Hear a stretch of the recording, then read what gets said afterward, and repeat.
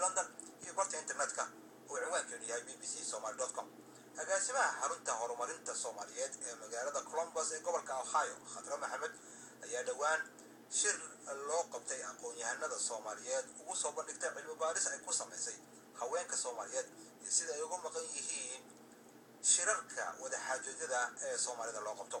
wariyaha BBC-da Maxamed Xaaji Xuseen ayaa ugu horreyn weydiiyey Khadra bal kaalinta ay la rabi lahayd haweenka Soomaaliyeed. kaalinta haweenka Soomaaliyeed ee kaga jiraan nabadda ama ay hadda kadib ka qaadan karaan horta mid cusub maaha. waxaa weeyaan kaalin soo jireena oo haweenka Soomaaliyeed weligood bay ay nabadda ka soo qayb qaadan jireen.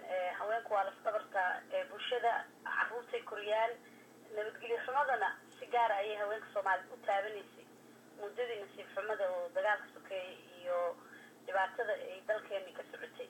kaalin cusub ma aha waxa hadda anagu hadda ku doodayno, laakiin waxaan leenahay kaalinta haweenku ay qaataan hal la xoojiyo oo hal la aqoonsado. waxaan leenahay haweenka xuquuq ayaga aan u raadinayna keliya maaha, qof kasta wuxuu xuquuqdiisa heli karaa markuu nabadgelyo helo. marka haweenka dariiqada nabadgelyada looga shaqeynayo waxa looga baneeyo haweenka kaalin badan bay ku jiraan oo muuqata, laakiin waxaan moodaa miisaska wax lagu saxiixaya haweenka inay aada uga maqan yihiin. halkaasna waxaan tabaynaa in raggii Soomaaliyeed ay runtiina faylgareeyeen.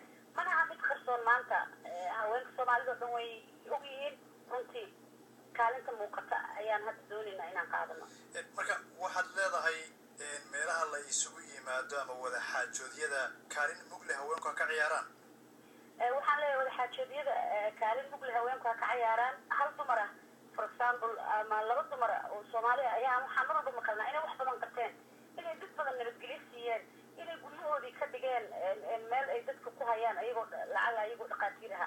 haween badan inay beelo hoosaad ee iyaga ka dhasheen inay dhexdhexaadiyeen dhaqaale markii la doonaa in ayaga loogu yimid.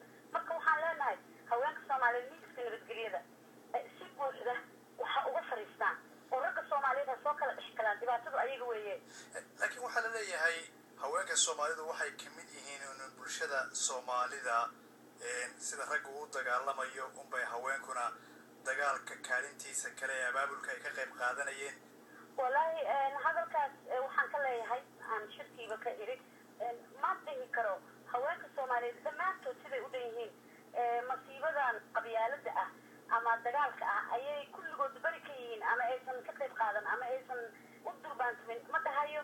laakiin waxaan leeyahay haweenka Soomaaliyeed uma badna sida ragga ay ugu xoogan tahay, arrinkaas uguma xoogana. midda kale hadalkaygaan aan ku leeyahay wuxuu ku salaysan yahay baaritaan aan muddo dheer soo waday oo haween Soomaaliyeed oo badan fikradihii ay aaminsanaayeen ay maanta ka bedelan yihiin. maxaa yeelay dhibaatada taabatay xarun cusub ayaga u taabtay aan isleenahay ee ragga uma taabanin, oo haweenkii iyo carruurtoodii meelay ku nabadgeliyaan ay raadinayaan.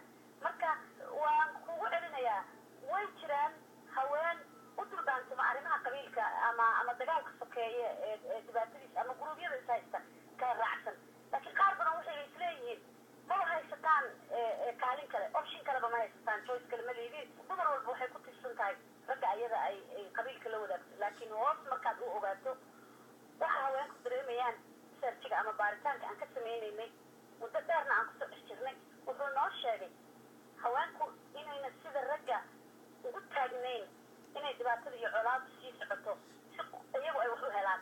ragga Soomaaliyeedna taasaan ka tabaynaa. laakiin waxa weeyaan dumarka Soomaalida intaad gooni u faquuqi lahayd ama dumarka Soomaalida gooni wax ugu raadin lahayd soo maaha in sida ragga Soomaaliyeed ba ay wax ku helayaan ama qabaa'ilka ha ku helaan ama deegaanka ha ku helaan inay sidaasi oo kale iyagana ay wax ku helaan oo qabiiladooda oo ka soo baxaan.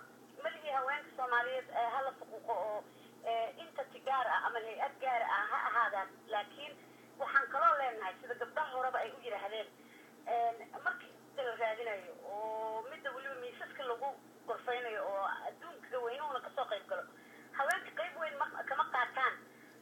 haween ahaan bayba u haraan. sidaan ummadda sida wax ula qaybino ama aan u idhaahdo xuquuqda Soomaalida dhan ba ayagana ka maqane dadkooda ha ku dhex jiraan lagumaba dhex darayo walaal dadkoodiyo. waxaaba meesha jirta iyadu waa haweenoo qabiilkeennii ma betelayso, raggaa qabiilka matalaan. Khadra Maxamed oo ah agaasimaha xarunta horumarinta Soomaaliyeed ee magaalada Columbus ee gobolka Ohio oo u warramaysay BBC-da. halkaad weli naga dhegeysanaysan waa BBC London. markaana horyaalkii koobka ciyaaraha kubadda cagta